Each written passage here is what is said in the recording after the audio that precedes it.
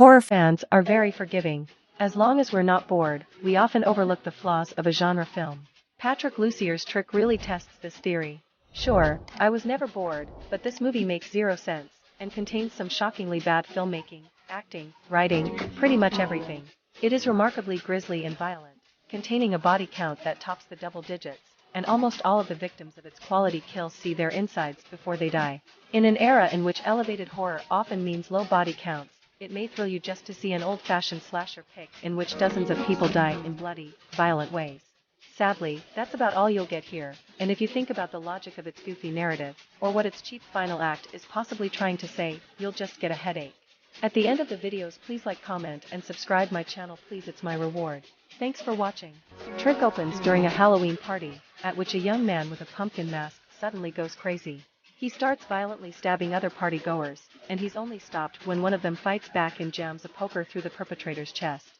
At the hospital later, we meet Detective Mike Denver, Omar Epps, who's the officer assigned to this horrific case.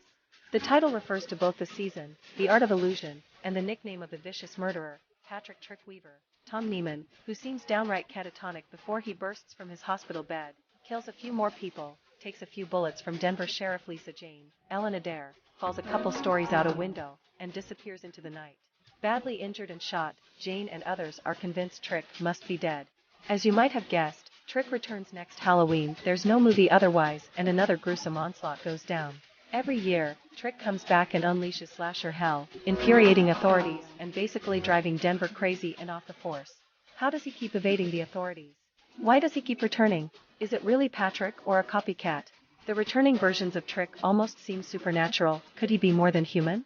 Trick plays with all of these questions, but it's really just interested in separating body parts and, hopefully, creating a new slasher icon who could support a franchise. He can't quite do that, although worse movies have ended up producing sequels, so I make no promises. While I admire Lucier for trying to rekindle interest in the slasher genre, and the playfulness in casting horror icons like Jamie Kennedy and Tom Atkins is a plus, he can't quite handle a truly ridiculous script that he co-wrote with Jason X scribe Todd Farmer. The dialogue and plotting here is so over the top that Trick is really one tiny rewrite away from scary movie territory. And I'm not 100% convinced it wasn't originally conceived as a parody of slasher movies before becoming one itself. It's a film that doesn't just require suspension of disbelief, like a lot of these movies.